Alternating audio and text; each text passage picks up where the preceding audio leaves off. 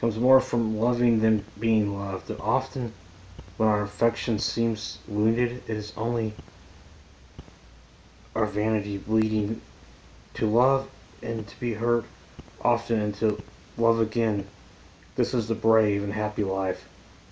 J.E. Buckrose. Can't tell if you guys can see this book or not. This is the one I'm reading right here.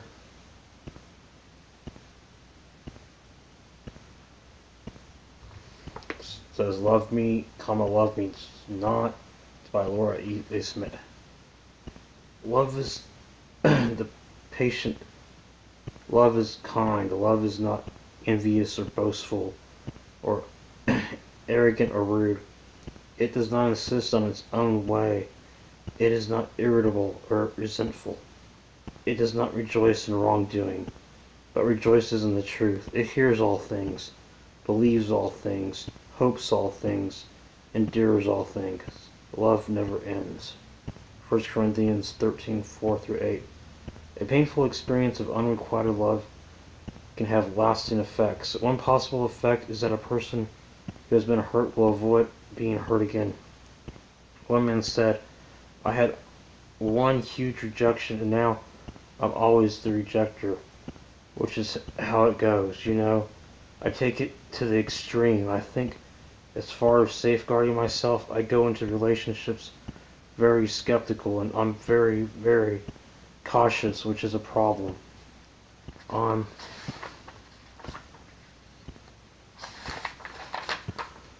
Overly cautious, overly guarding my heart. My thing now is that I do guard a lot of who I am. Another man said, "When you get knocked off a horse, you learn to stay away from horses." Despite the conventional wisdom about needing to get back out there, this cautious attitude seems reasonable, especially in the immediate aftermath of rejection. Having been hurt can also make people less willing to hurt others. One man said, "I definitely don't like giving pain because I know how it feels, which is why I'm much more tactful.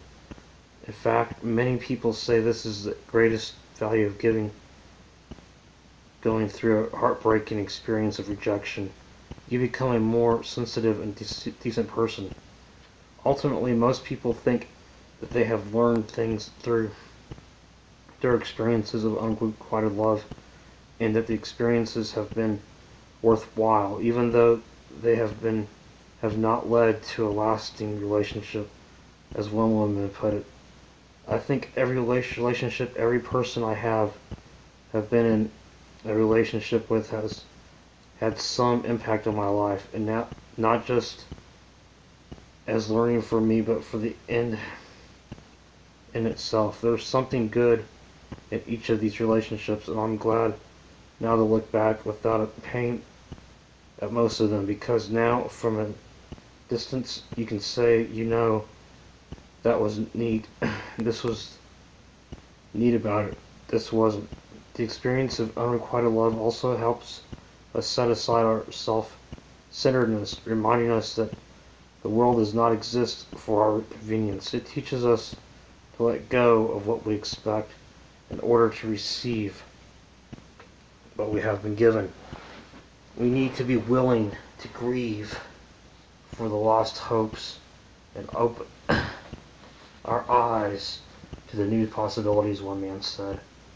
If I'm going to live the Christian life, then I've got to put myself to the side and move my ego out of the way. I've got to say, "God, this is who I am and what I want and need. But the world isn't here for me. I'm here to serve. I'm here to worship the Lord, my Creator." So that's the tension, to know clearly what I want. But I also know that I need to put me on the back burner. As Walter Turpin said, the task we have to face is the same, whether we are married or single, to live a fulfilled life in spite of many unfulfilled desires. The Christian life is not about the pursuit of happiness, the avoidance of suffering, or the meeting of desire. The Christian life is about being transformed into the likeness of Christ, from one degree of glory to another, by sharing in his death and surrendering our will to him. 2 Corinthians 3:18, 4 through 18. The promise of the gospel is that the byproduct of such surrender will be deep happiness, fulfillment of life, and unending joy. But we can receive such happiness only when we stop pursuing it directly. Love and anger. It is not uncommon for unrequited love to mutate into something else: rage, hatred, loathing, even violence. Shakespeare wrote, "Hell hath no fury like a woman scorned." Women know that it is not only women whose fury may be triggered by rejection, scorn. Men can also grow bitter. Love may become a jagged little hill. As Alanis Morissette so graphically puts it, the experience of rejection will bring many of us to this point of anger. One man told of how a woman he broke up with freaked out, poured catsup and bologna all over his van and all this acidic stuff that would eat the paint off. It was just an ugly, ugly time. Many people suggest that this anger is healthy. Garrison Keillor, who wrote an online advice column for a few years under the name Mr. Blue, gave this advice to a woman who had just been dumped by her long-term boyfriend and had asked, "How do I salvage my dignity?" The psychological advantages with the abandoner who steels himself to make the break announces it fends off all injuries. So what do you guys think so far about this book? Is it kind of interesting? It marches off onto the night, a brave soldier who did what needed to be done. Meanwhile, the abandoned feels like dirt. But you are not without resources. Do not be pitiful. Be angry. If you've been crying on your friend's shoulder, stop. Get a haircut and buy some new duds. Cut out alcohol and put yourself on a diet with greens and fruits. Hurl yourself into profitable activity. Read a book a week. Enroll in a French class. Memorize poetry. Go to the gym daily. Do this for 90 days. And at the end of it, sit down and ask yourself how you feel about your life. 90 days of self-improvement fueled by anger should use up much of your anger. And then you can have the final revenge, which is to forgive the pitiful jerk and get on with your life. Although he does anticipate a time of forgiveness of the sort, Keillor also suggests embracing anger as a short-term strategy for fending off despair and loss of dignity. While Keillor is often a wise man, this intentional cultivation of anger does not harm someone, and in many cases people do resort to harmful, vindictive, even violent behavior as a result of their anger or romantic rejection. It will harm you. And had a very different attitude toward anger, one which on the whole is more healthy. Bill and I went to the same church, and when he dumped me, I gave some thought to switching churches. I had been so seriously in love with him, even though we had only dated for a short time, and I really thought that he had led me on, so I figured I had a right to be angry. But I also really liked this church and knew that I was going to have to forgive him in order to stay here. I remember the pastor calling me up and asking me if I would help serve communion one Sunday night, right after Bill had told me he just wanted to be friends. I wasn't scheduled to serve that Sunday, but the pastor thought he might need one more person. The upshot of the conversation was that I'd be on the standby to serve if I were needed, and I remembered catching myself hoping that I wouldn't be needed, because I knew that if I served communion, I'd have to take communion. And if I was going to take communion, I would have to forgive this guy. When I realized what I was thinking and hoping, I was just horrified with myself. Think about it, hoping that you wouldn't have to forgive someone.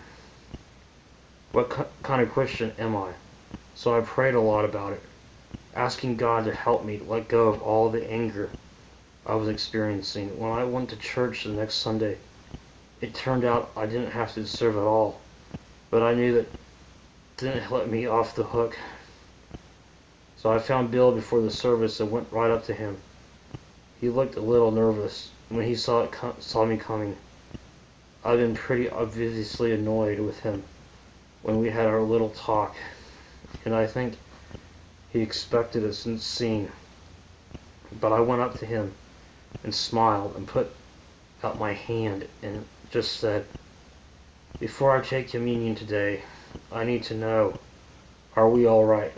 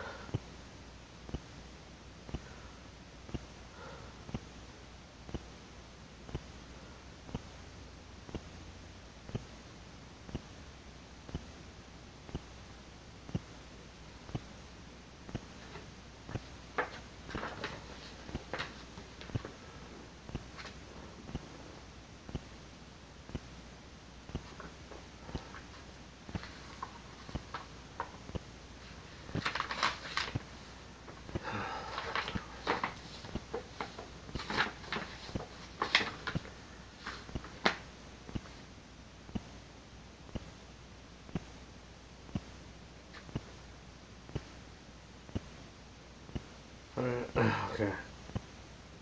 I've been pretty obviously annoyed with him, and we had our little talk, and I think he expected a scene, but I went up to him and smiled, and put out my hand and just said, "Before I take communion today, I need to know, are we all right?" He seemed kind of startled, but relieved too, and he smiled back a little more than was quite natural, and shook my hand, stammering something like, "Sure, we're fine."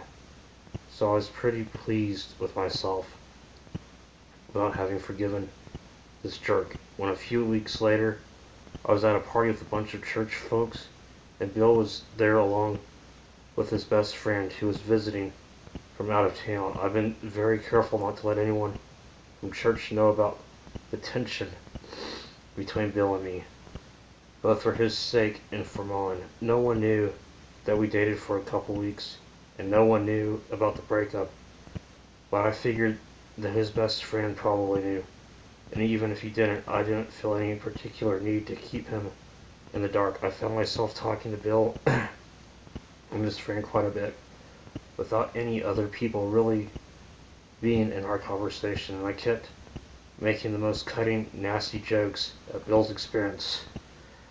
I didn't make any explicit reference to the breakup event, but there was definitely a subtext, which I didn't usually allow to come through when I saw him at church. The friend thought it was really funny, and so did Bill. Actually, I think in retrospect that he found that sort of anger preferable to maudlin, weepy neediness. I was just starting to learn that he'd gone through those sorts of scenes with some other women in the church. So I suppose my response of discreet, controlled anger was kind of a relief to him. I was too proud to act hurt or wounded, so I just ripped into him. When I went home that night, I realized that I had not forgiven this man. Not at all. I had to start working on that project all over again. It took me months of prayer and self-examination and repentance and starting over before I think I had really forgiven him. Which of course was painful in a whole different way, because then I had to admit to myself that I was still wildly in love with him. In fact, the process of forgiving him made me more in love with him.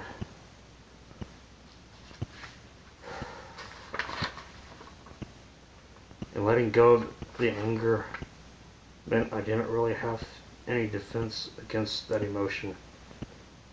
And recognized that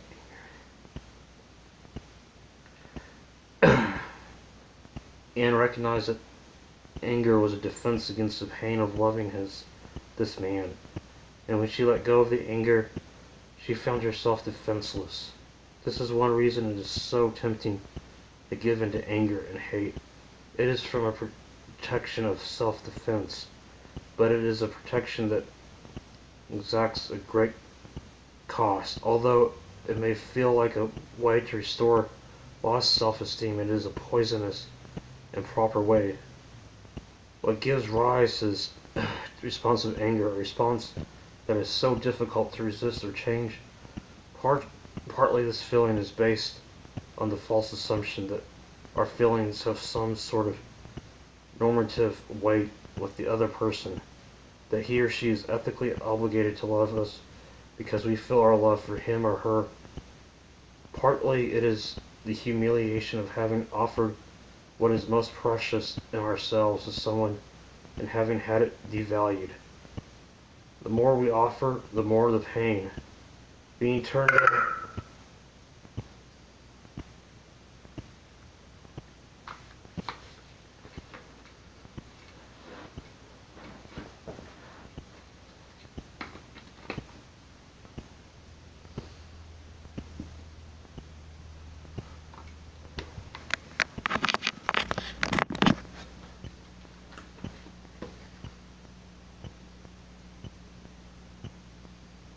Being turned down when you invite someone to go to the movies does not hurt as much as when you have told someone you are in love with him or her.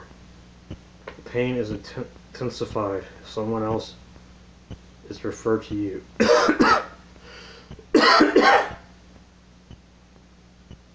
One man was rejected by a woman after telling her he loved her. He said, "The thing that I really got disillusioned with is that less than a year later she got engaged to somebody she had known from high school. So it's not that she was against the concept of marriage or romance or commitment, just with me."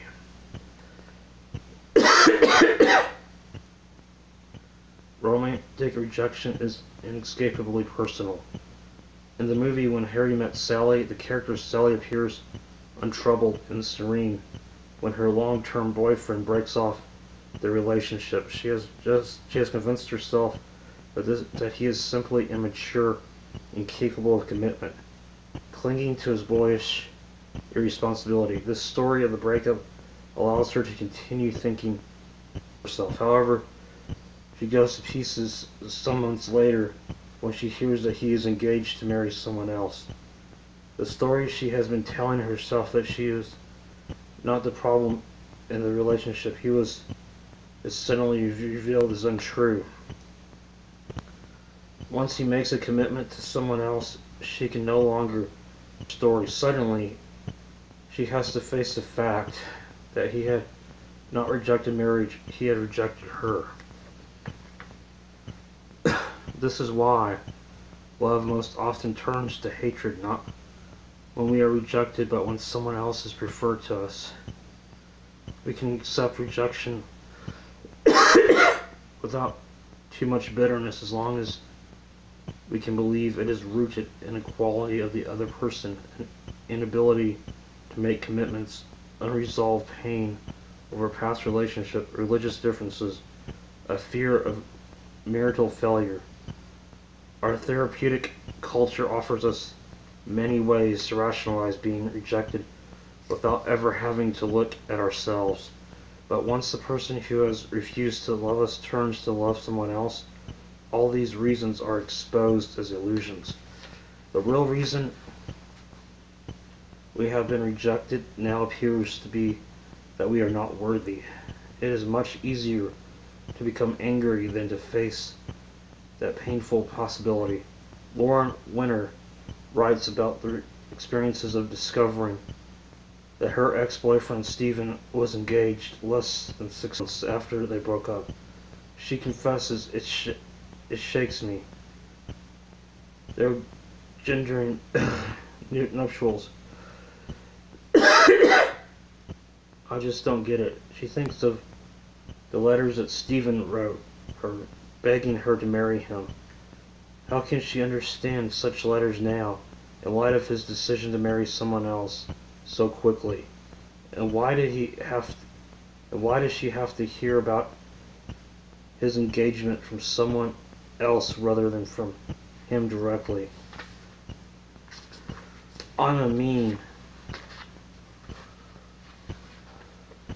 and petty person and terrible Christian to boot, and I spent all weekend hoping that Stephen and his bride will be miserable, that his brilliant dissertation will turn to straw, that his roof will leak and his cat will die and he'll be stuck in a loveless marriage, and that God-forsaken town in Arkansas for the rest of his natural life. I hope too that she is not a Christian, that she'll lead him down a path of sin and restlessness, away from church and straight toward debauchery. I hope he forgives to baptize the baby all my friends imagine she's carrying.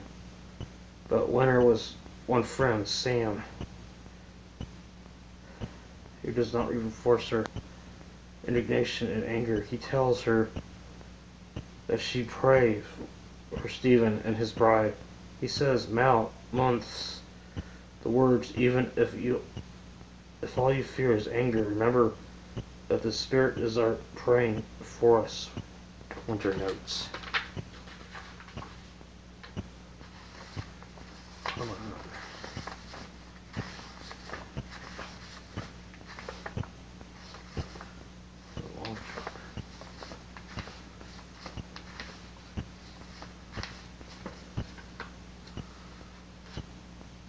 This advice at first sounds nauseatingly pious, but then somehow it doesn't. I am annoyed when I read his note because I know he is right. It hadn't occurred to me to pray for them, but Sam is wise, and I pray for Stephen and Tiffany, not so much for their sake, but for mine. Rather than trusting her own words for this difficult prayer, Winter uses a collect for families found in the Book of Common Prayer. It is a hard prayer for her to say, and she cries as she prays, but she keeps praying, using the words of the church and trusting the power of the Spirit. The tears are a good sign. Rather than taking refuge in anger, she acknowledges her pain.